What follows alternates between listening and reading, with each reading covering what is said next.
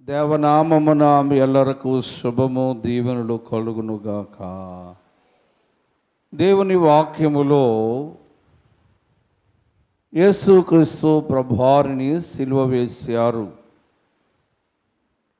ఆయన ఆకాశం భూమికి మధ్య వేలాడుతూ ఉన్నారు.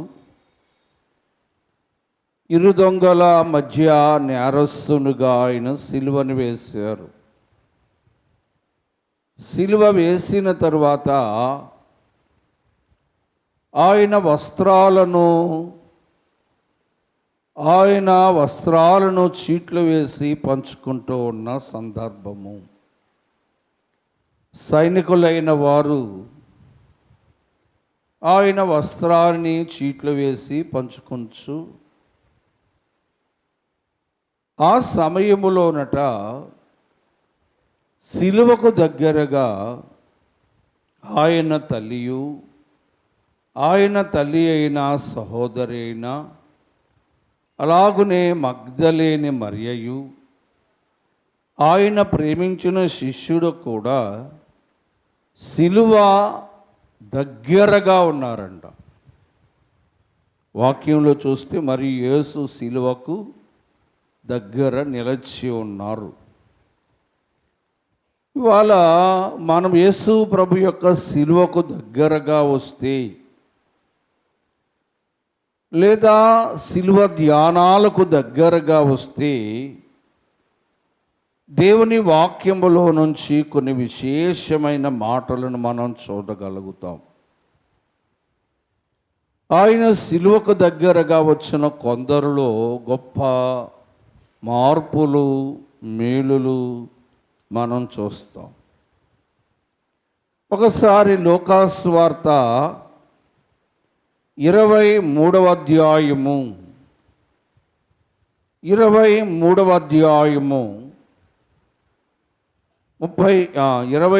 అధ్యాయం 26 నుంచి 28 వచనాలు చూద్దాం. వారు యేసు ప్రభు వారిని సిలువకు తీసుకొని పోతుండగా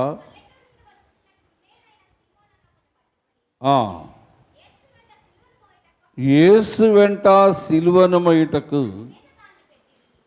అతని మీద ఆ సిలువను పెట్టిరి.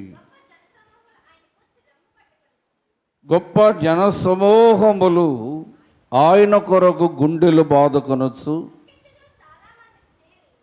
దుఃఖించుచు చాలామంది స్త్రీలు ఆయనను వెంబడించుట, యేసు వారి వైపు తిరిగి, యెరూషలేము కుమార్తెలారా, నా నిమిత్తము యాడవకుడి, మీ నిమిత్తమును మీ పిల్లల నిమిత్తము యాడవండి అన్నాడు. యేసు ప్రభువారు సిలువను మోస్తూ ఉన్నారు. ఆ సమయంలో కురణీయుడైన సీమోను అనే మనుషుడు ఆ మార్గాన పోతూ ఉంటే ఆయన మీద కూడా యేసు ప్రభు సిలువను ఉంచారు. కానీ ఆయన కురణీయుడైన సీమోనును సిలువను ఎంతసేపు మొయ్యనివ్వలేదు. సరే, సిలువ మోస్తూ ముందుకు సాగుతూ ఉంటే చాలామంది జన సమూహములు ఆయన వెనకాల వస్తూ చాలా ఏడ్చుచూ దుఃఖపడుతూ ఉన్నారట. సిలువ దగ్గరకు వచ్చిన స్త్రీలు ఆ సిలువ భారాన్ని మోస్తూ ఉన్న ప్రభువును చూసి దుఃఖపడుతూ ఉన్నారు. ప్రభు అక్కడ ఆగి, యెరూషలేము నా కుమార్తెలారా, నా కొరకు ఏడవకండి, మీ కొరకు మీ పిల్లల కొరకు ఏడవండి అన్నాడు. అంటే సిలువ దగ్గరకు వచ్చి ఏడ్చిన వారికి, సిలువ దగ్గరకు వచ్చి దుఃఖపడే వారికి దేవుడిచ్చే భాగ్యం ఏంటంటే ఓదార్పు. ఎవరిని ఆ స్త్రీలను ప్రభు ఏం చేస్తున్నాడు? ఓదారుస్తూ ఉన్నాడు. ఏడవద్దమ్మా అని చెప్పి. మత్తయి సువార్త 5వ అధ్యాయము 4వ వచనములు అంటాడు, దుఃఖపడు వారు ధన్యులు, వారు దేవుని చేత ఓదార్చబడుదురు. ఆ సిలువకు దగ్గరగా నిల్చున్న స్త్రీలు ఏడుస్తూ ఉన్నారు. ఆ సిలువకు దగ్గరగా ఉన్న స్త్రీలు దుఃఖపడుతూ ఉన్నారు. వారి దుఃఖములో ప్రభు ఓదార్చినట్టు మనం చూస్తూ ఉన్నాం. నువ్వు కూడా సిలువ ధ్యానాలలో సిలువ నాదుని యొద్దకొచ్చి నీకు కలిగిన వేదన, నీకు కలిగిన దుఃఖాన్ని బట్టి నువ్వు కూడా నీకు కలిగిన సమస్యను బట్టి దుఃఖిస్తున్నావేమో. పిల్లరా, ఈ 40 దినములు సిలువ దగ్గరకు వచ్చి దుఃఖించిన వారికి వారి దుఃఖములో దేవుడు ఓదార్పునిచ్చేవాడై ఉన్నాడు.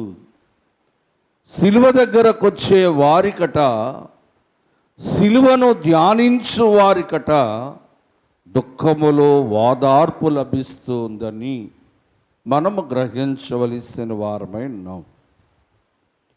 దేవుని పిల్లారా, మరొక మనుష్యును కూడా మనం చూద్దాం.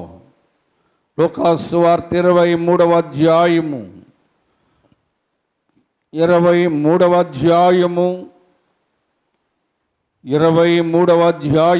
47వ వచనం. శతాధిపతి జరిగినది చూసి ఈ మాట అనక ముందు 44 నుంచి 46 వచనాలు కూడా చూడాలి. యేసు ప్రభువారు సిలువ వేయబడ్డాడు. సిలువకు దగ్గరగా శతాధిపతి ఉన్నాడు. సిలువ వేయబడిన తరువాత ఉదయం 9 గంటలకు సిలువ వేయబడ్డాడు. మధ్యాహ్నము రమారమి 3 గంటల వేళ ఆ దేశమంతా చీకటి కలిగెను. సూర్యుడు కనబడకుండా పోయెను. దేవాలయపు తెర నడిమినకు చిరిగెను. అప్పుడు యేసు గొప్ప శబ్దముతో సిలువ మీద కేక వేసి, తండ్రి, నీ చేతికి నా ఆత్మను అప్పగించుచున్నానని ప్రాణమిడిచెను. అప్పుడు శతాధిపతి ఆ జరిగిన కార్యములను చూసి, పిల్లరా, సిలువ యొద్ద మనకు దొరికేది ఏంటంటే మారు మనస్సు. ఈ శతాధిపతి అట యేసు ప్రభువారిని గెత్సెమనే తోటలో బంధించాడు. ఈ శతాధిపతి యేసుక్రీస్తు ప్రభువారిని అన్నా యొద్దకు, కైప యొద్దకు, ప్రధాన యాజకుల యొద్దకు, మహాసభ యొద్దకు, అలాగునే హేరోదు దగ్గరకు, పిలాతు యొద్దకు తీసుకెళ్ళిన ఒక క్రూరుడైన శతాధిపతి ఇతడు. ఆయనను 39 కొరడా దెబ్బలు కొట్టించిన శతాధిపతి ఇతడు. తలపైన ముళ్ళ కిరీటమును పెట్టించిన శతాధిపతి ఇతడు. ఆయనను హేళన చేసి ఆయనను అవమానపరిచిన శతాధిపతి ఇతడు. చాలా క్రూరుడు. అయితే సిలువ దగ్గర జరిగిన సంఘటనను చూశాడు. మధ్యాహ్నము చీకటవడము, అలాగునే సూర్యుడు కనబడకుండా పోవడము, చాలా దళసరిగల తెర, దేవాలయము తెర 2గా చీలిపోవడము. దేవుని పిల్లారా, ఇవన్నీ చూసిన శతాధిపతి ప్రభు సిలువ దగ్గర అంటున్నాడు, ఈయన నిజముగా నీతిమంతుడే అన్నాడు. ఈ శతాధిపతట తన మనస్సును మార్చుకున్నాడు. అంటే సిలువ ఎవరినైనా, ఎటువంటి క్రూరమైన మనస్సు గలవారినైనా మార్చగల సామర్థ్యము కలిగినది సిలువ. లూకాసు వార్త 15వ అధ్యాయం 7వ వచనములో అంటున్నాడు ప్రభు ఒక మాట. చూద్దాం, లూకాసు వార్త 15:7. మారు మనస్సు అక్కడ లేని 99 నీతిమంతుల కన్నా మారు మనస్సు పొందు ఒక పాప విషయమే పరలోకములో సంతోషం. ఈ శతాధిపతి ప్రభు దృష్టిలో ముందు పాపము కలిగిన వాడై ఉన్నాడు. చాలా క్రూరమైన స్వభావము కలిగిన వాడిగా ఉన్నాడు. కానీ సిలువ తన మనస్సును మార్చింది.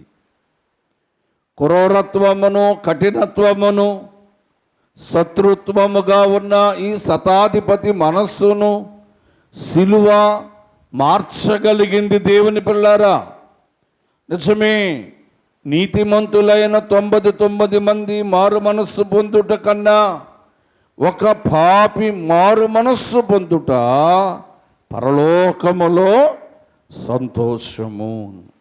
అనగా ఇక్కడ సిలువ దగ్గర కలిగిన మరొక భాగ్యం ఏంటంటే, ఒకటి దుఃఖానికి ఓదార్పును, 2 కఠినమైన మనస్సు మారు మనస్సుగా మార్చబడింది సిలువ దగ్గరే. దేవుని పిల్లారా, అందుకే భక్తుడు అన్నాడు, కల్వరిగిరి చేరువే మనసా అన్నాడు. మన మనస్సు కల్వరిగిరి దగ్గరికి చేరినప్పుడట, కల్వరిగిరిలో వేలాడుతున్న ప్రభువును చూస్తున్నప్పుడట, ఎటువంటి కఠినమైన మారు మనస్సు అయినా మారు మనస్సుగా మార్చబడుతుంది, మంచి మనస్సుగా మార్చబడుతుంది. కనుక సిలువ మనకు మారు మనస్సునిస్తుంది. కఠినమైన మనస్సు పోయి మెత్తనైన మనస్సుగా మన మనస్సును మార్చుచున్నది సిలువ.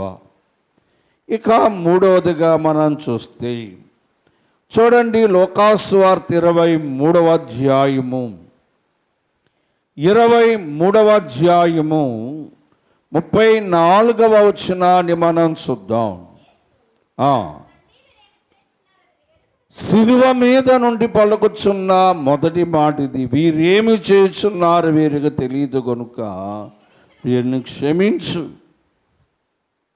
సిలువ దగ్గర మనకి క్షమాపణ దొరుకుతుందంట. దేవుని పిల్లారా, ప్రభు సిలువ దగ్గర ఉన్న వారిలో ఆయన సిలువ వేసిన వారిని, ఆయన అవమానపరిచిన వారిని, ఆయన కొరడాలతో కొట్టిన వారిని, ఆయన ముఖం మీద ఉమ్ము వేసిన వారిని, ఆయన హేళన చేసిన వారిని, ఆయన అవమానపరిచిన వారిని ఆయన క్షమిస్తూ ఉన్నాడు. దేవుని పిల్లారా, వాక్యములో మనం చూస్తే మత్తయి సువార్త 9:2 అన్నాడు, పాపములు క్షమించుటకు అన్నాడు. అంటే సిలువ దగ్గర మన పాపానికి క్షమాపణ దొరుకుతుంది. సిలువ దగ్గర పాపముగా ఉండి పాపము స్వభావముతో మనం వచ్చినట్టయితే సిలువలో వేలాడుతున్న ప్రభు అంటున్నాడు, ఇదిగో వీరిని క్షమించు. నా సిలువకు దగ్గరగా ఉన్న వీరిని క్షమించు. సిలువ వేయబడిన, సిలువ వేసిన వీరిని క్షమించు. అవమానపరిచిన వీరిని క్షమించు. హేళన చేసిన వీరిని క్షమించు. అయ్యో, నా ముఖం మీద మూసి నన్ను కొరడాలతో కొట్టి నా తలను ముండ్ల కిరీటము పెట్టిన వీరిని క్షమించు అంటూ ఉన్నాడు ప్రభు. అనగా సిలువ యొద్ద దుఃఖమునకు ఓదార్పును, సిలువ దగ్గర మారు మనస్సును, సిలువ దగ్గర క్షమాపణ, మన పాపమునకు క్షమాపణ దొరికే స్థలము యేసు ప్రభు సిలువ అని మనం గ్రహించుకోవాలి. దేవుని పిల్లారా, ఇక ఎఫెసీయులకు రాసిన పత్రిక 2వ అధ్యాయము మరి 16వ వచనాన్ని మనం చూద్దాం. యేసు ప్రభువారి యొక్క సిలువ వలన ఆ దేశమును సంహరించి వారిద్దరిని ఏక శరీరముగా చేసి దేవునితో సమాధానపరచుటకు ఆయన ఇలాగున చేసిన గనుక దేవుని స్తోత్రం. ప్రియ స్నేహితులారా, శిలువ ద్వారా మనకి కలిగే మరొక కార్యం ఏంటంటే సమాధానము. యేసు ప్రభువారు సమాధానకర్త అన్నాడు. ఈ సమాధానకర్త ఆయన దగ్గరకు వచ్చిన వారికి లేదా ఆయన శిలువకు దగ్గరగా వచ్చిన వారికి ఆయన సమాధానమిచ్చేవాడు. కొలస్సీలకు రాసిన పత్రిక 3వ అధ్యాయము 15వ వచనాన్ని మనం చూస్తే, కొలస్సీలకు రాసిన పత్రిక 3:15 వచనము, దేవుడు అంటే క్రీస్తు అనుగ్రహించే సమాధానము. పిల్లరా, క్రీస్తు మనకి సమాధానాన్ని ఇస్తూ ఉన్నాడు. ఎక్కడ అంటే ఆయన శిలువ దగ్గర. నీకు సమాధానము లేదా? మనస్సులో సమాధానము, శాంతి లేదా? రా శిలువ దగ్గరకు. శిలువనాథుడైన ప్రభు దగ్గరగా నీకు, నీ కుటుంబానికి, నీ బిడ్డలకు, నీ గృహమునకు సమాధానమిచ్చేవాడై ఉన్నాడు. నీ హృదయమునకు సమాధానమిచ్చేవాడై ఉన్నాడు. నీ కార్యములకు, నీ ప్రార్థనకు సమాధానము దొరికే స్థలము శిలువ. శిలువ దగ్గర ప్రతి మనుష్యునికి సమాధానము దొరుకుతుంది. ప్రతి మనుష్యుని యొక్క సమస్యకు శిలువ దగ్గర సమాధానము దొరుకుతుంది.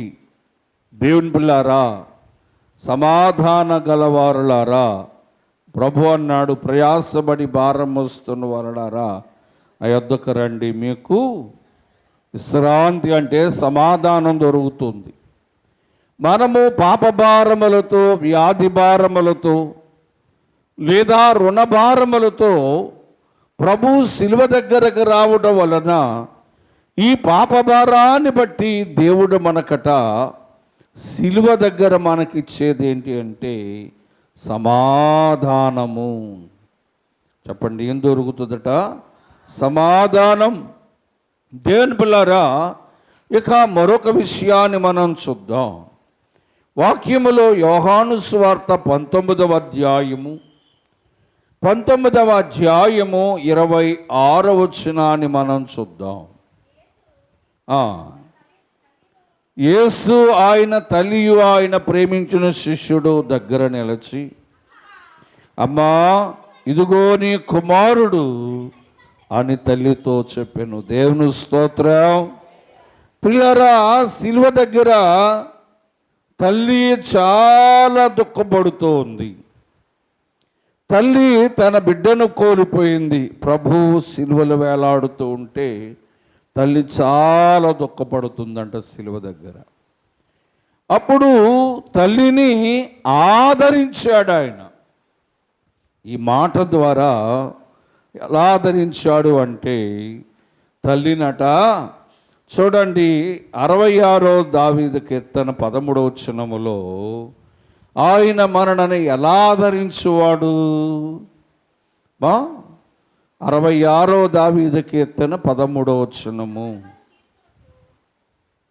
ఒకని తల్లి వారిని ఆదరించినట్లుగా నేను వారిని ఆదరించేదను. పిల్లరా, ఆయన తల్లికే తల్లి అయ్యాడు. అక్కడ ఆయన తల్లికి తల్లిగా ఆదరిస్తున్నాడు శిలువలో ఉండి. దేవుని పిల్లారా, తల్లి ఎంతో వేదనలో ఉంది, తల్లి ఎంతో దుఃఖములో ఉంది, తల్లి ఎంతో కృంగిపోయింది. అమ్మా, నేను లేనని వేదన చెందవద్దు, కానీ ఇదిగో యోహాను నీకు ఇస్తూ ఉన్నానని ఒక తల్లి వలె ఆదరించింది శిలువ. శిలువలో ఉన్న ప్రభువట ఒక తల్లి వలె ఆయనను ఆదరించాడు, ఆమె వేదనలో ఆదరించాడు. దేవుని పిల్లారా, శిలువ దగ్గరకు రావటం వలన ప్రతి మనుష్యునికి ఆదరణ దొరుకుతుంది. 41వ దావీదు కీర్తన 3వ వచనములో ఎలాగ ఆదరణ దొరుకుతుందో ప్రభు చెప్పాడు.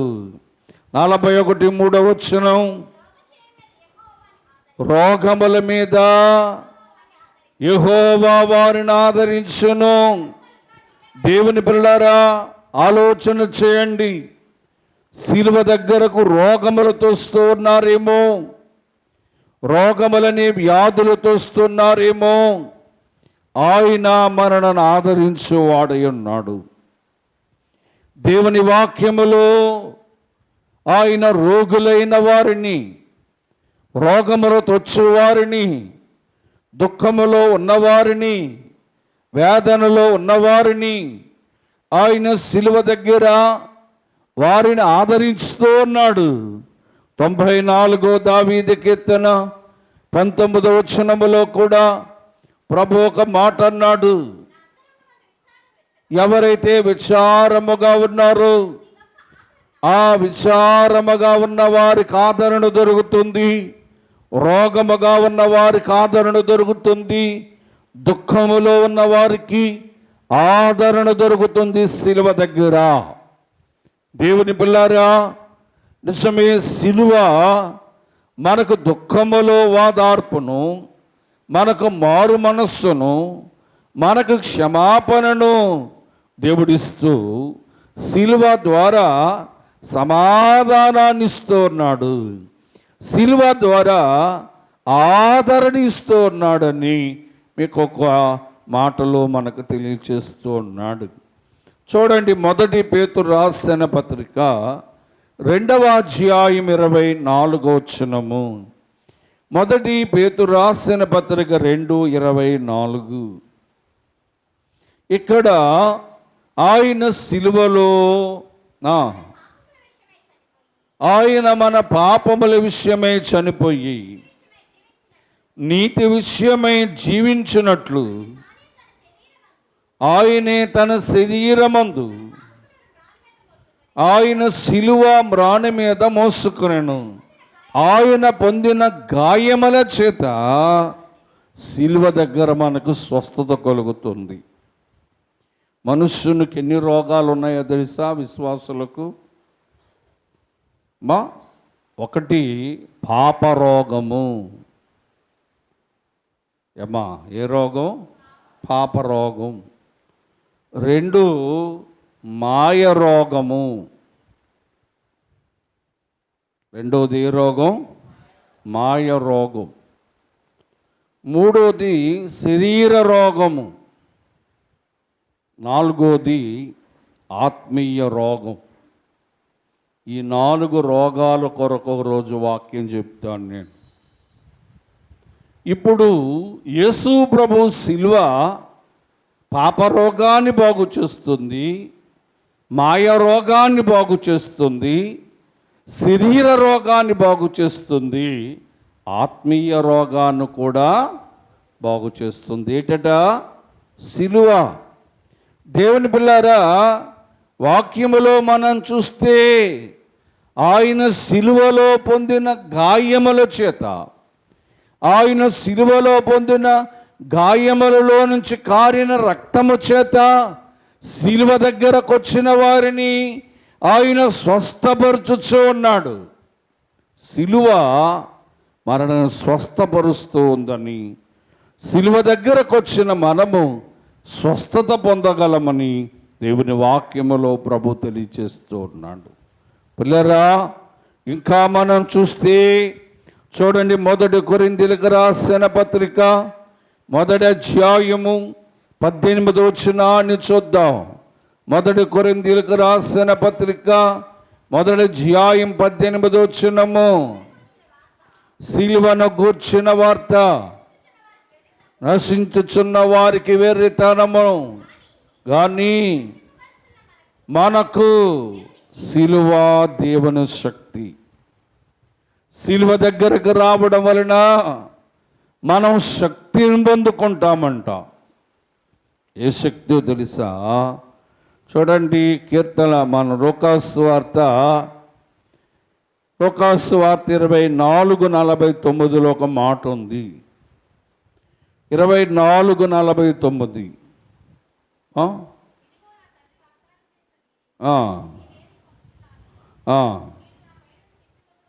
మీరు పైనుంచి శక్తి పొందే వరకు, ఏమండి, సిలువ దగ్గరకు వస్తేనట పైనుంచి శక్తి పొందుకుంటామంట. ఏమండి, మరి ఎంతమంది ఈ 40 రోజులు సిలువ దగ్గరకు వస్తూ ఉన్నారు? ఏమా, ఆ మంచి శుక్రవారం ఒక రోజు వస్తే చాలా శక్తి పొందేసుకుంటావా?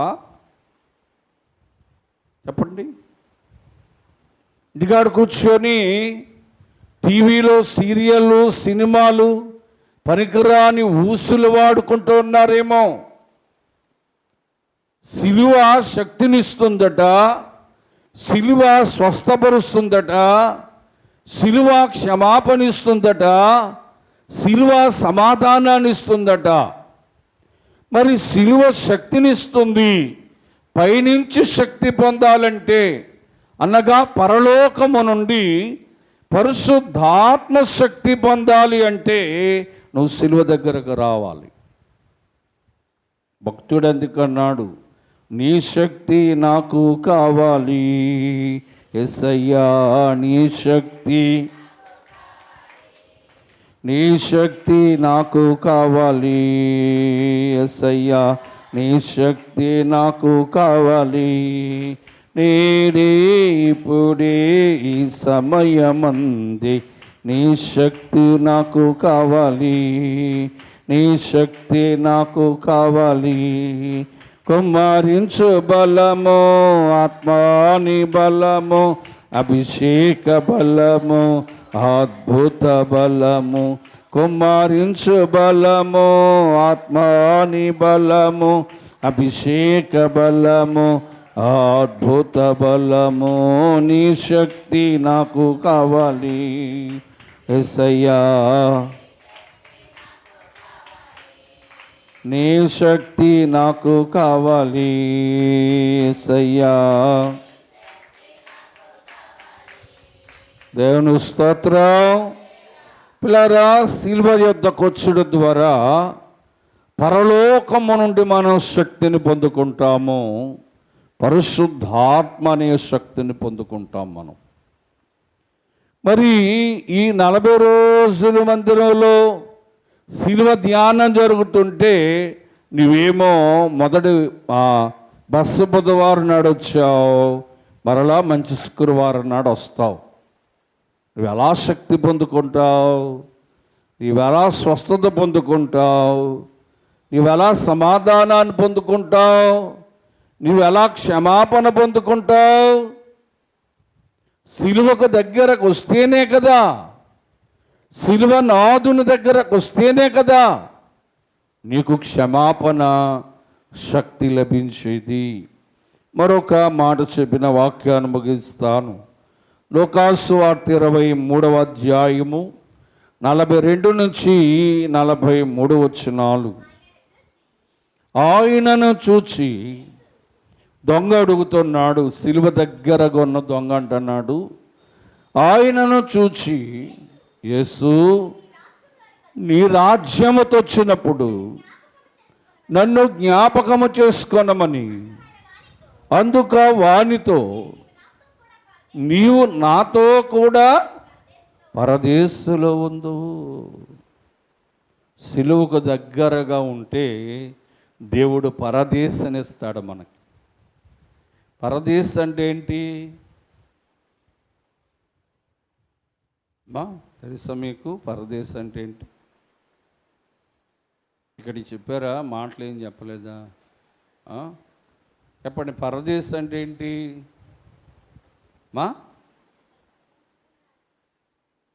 నాకు వినపడలేదు గట్టిగా. ఏంటి పరదేశం అంటే ఏంటి? పరిశుద్ధుల రాజ్యమా?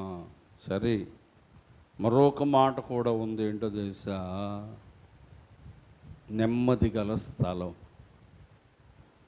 పరదేశు అంటే ఏంటంటే నెమ్మది గల స్థలం. లాజరు అబ్రహాము రొమ్మునకు వెళ్ళాడు. అబ్రహాము రొమ్మున కూర్చొని, అబ్రహాము పరదేశంలో ఉన్నాడు, అబ్రహాము రొమ్మున కూర్చున్నాడట లాజరు. కూర్చొని నెమ్మది పొందుతున్నాడు. ఏం పొందాడు? పరదేశం అంటే ఏంటంటే చెప్పండి, మనోహరమైన స్థలము. పరదేశు అనగా నెమ్మది పొందు స్థలము. పరదేశు అనగా సమాధానము లేదా మనకు శాంతి లభించే స్థలము. కనుక పరదేశు అనగా విశ్రాంతి స్థలము అని కూడా అంటారు. కనుక దేవుని పిల్లారా, దేవుని వాక్యములో మనం చూస్తే సిలువకు దగ్గరగా ఉన్న దొంగకు దేవుడు పరదేశనిచ్చాడు. మరి 40 రోజులు సిలువకు దూరంగా ఉంటే పరలోక అంచుల దగ్గర కూడా నిన్ను రానివ్వడు. నువ్వు ఏదో అనుకుంటున్నావు, పరలోకానికి వెళ్తాను అని అనుకుంటున్నావు. మరి సిలువ దగ్గరకు రాకుండా, సిలువను ధ్యానించకుండా, సిలువనాథుని ఎదుట మోకరించకుండా నువ్వు ఇంటికాడు కూర్చుంటే నీకు ఎలా ఇస్తాడు పరలోకం? ఏమ్మా, ఏదో 4 రోజులు వచ్చి సిలువ ధ్యానాల్లో పాల్గొని ఇక దేవుని దగ్గరకు రాకుండా, సిలువ దగ్గరకు రాకుండా దేవుడు నీకు ఎలాగిస్తాడు పరలోక రాజ్యాన్ని? అమ్మా, గమనించారా? వాక్యములో మనం చూస్తే సిలువకు దగ్గరగా మనం వస్తేనట మన దుఃఖానికి ఓదార్పు వస్తుంది. సిలువకు దగ్గరగా వస్తే మనకు మాయ మనస్సు పోయి మారు మనస్సు వస్తుంది. సిలువకు దగ్గరగా వస్తే పాపానికి క్షమాపణ దొరుకుతుంది. సిలువకు దగ్గరగా వస్తే నీ సమస్యకు సమాధానం దొరుకుతుంది. సిలువకు దగ్గరగా వస్తే నీకు ఆదరణ దొరుకుతుంది. నీ రోగములోనూ నీ మనస్సులో ఉన్న చికాకుల యందు నీకు ఆదరణ దొరుకుతుంది. సిలువకు దగ్గరగా వస్తే శక్తి దొరుకుతుంది. సిలువకు దగ్గరగా వస్తే స్వస్థత లభిస్తుంది. సిలువకు దగ్గరగా వస్తేనట పరలోకము లభిస్తుంది. మరి ఇప్పుడు మనం సిలువ దగ్గర రావాలా, మానేయాలా? అమ్మా, ఇవాళ నుంచైనా అనగా రేపు నుంచైనా ఎన్ని పనులున్నా ఆ పనులన్నీ ప్రక్కన పెట్టి 1 గంట సేపు సిలువను ధ్యానం చేయడానికి రండి. సిలువకు దగ్గరగా రండి. ఇక ఎన్నో దినాలు లేవు, కొన్ని దినాలే ఉన్నాయి. ఈ కొన్ని దినాలలోనైనా నువ్వు సిలువ దగ్గరగా వచ్చడం ద్వారా నీ దుఃఖానికి ఓదార్పు, నీ పాపానికి క్షమాపణ, నీ రోగానికి స్వస్థత, నీ సమస్యకు సమాధానమును, నీకు పరలోక ప్రాప్తిని దేవుడు దయచేవాడై ఉన్నాడు. గమనించుకోండి. ఇంటికాడు కూర్చోకండి అమ్మలారా, ఇంటికాడు కూర్చోకండి. సిలువ దగ్గరకు వస్తే కొందరట సిలువకి ఎలా కొన్నారో చూడండి. ఫిలిప్పీలకు రాసిన పత్రిక 3:17-18 వచనాలు చదువుదాం, వాక్యాన్ని ముగించేసుకుందాం. సహోదరులారా, నన్ను పోలి నడుచుకోండి. పౌలు గారు అంటున్నాడు, నన్ను పోలి నడుచుకోండి, నీకు మాదిరిగా ఉన్న ప్రకారము నడుచుకోండి. అనేకులు ఇప్పుడు మనం సిలువకు శత్రువులమా మిత్రులమా? చెప్పండి. మనము సిలువకట దగ్గరగా వచ్చిన వారు, ఈ 40 రోజులు సిలువ ధ్యానాలకు దగ్గరకు వచ్చిన వారు ప్రభువుకు మిత్రులు. ఈ 40 రోజులు నీ పనిలో, నీ వ్యాపారం, నీ ఉద్యోగములో నీ ఇంటికాడ కూర్చుంటే నువ్వు సిలువకు శత్రువులాగా ఉన్నావు. ఏమ్మా, మనం సిలువకు శత్రువులమా మిత్రులమా? మాట్లాడాలి. మిత్రులు అంటే సిలువకు దగ్గరగా ఉండాలి మనం, అప్పుడే మనం ఆయన మిత్రులు. సిలువకు దూరంగా ఉంటే ఆయనకు మనము శత్రువులు. కనుక ఈ మాట తెలియక వెళ్దాంలే, వెళ్ళకపోతే ఏమవుద్ది, సిలువ ధ్యానాలు కొండుకుంటున్నావేమో. సిలువ నీకు విలువనిచ్చి నీకు విమోచనిచ్చే సిలువేగా. నీ దుఃఖములో నిన్ను వాదార్చేది సిలువేగా. నీ మనస్సులో ఉన్న గాయాన్ని బాగు చేసేది సిలువేగా. నీకు క్షమాపణ దొరికే స్థలము సిలువేగా. మరెందుకు సిలువ దగ్గరకు రాకుండా, సిలువ ధ్యానాలకు రాకుండా సిలువనాథునికి శత్రువు అవుతూ ఉన్నావు? దేవా, నేను నీకు శత్రువును కాను ఆయన. దేవా, ఆనాడు రోమా సైనికులు నీకు ఎలా శత్రువులుగా ఉన్నారో అలాంటి శత్రువును కాను ఆయన. నీ సిలువ దగ్గరకు వచ్చి నీ సిలువ శ్రమలో పాల్గొని నేను నీకు మిత్రుడునవుతాను నాయన అని మనం కోరుకోవాలి. మనమందరం ఎక్కడికి రావాలట? సిలువ ధ్యానాలకు వచ్చి సిలువనాథునికి మనం మిత్రులం అవ్వాలి, కానీ శత్రువులు కాకూడదు. ఈ మాటలు ప్రభువు దీవించునుగాక. యేసు క్రీ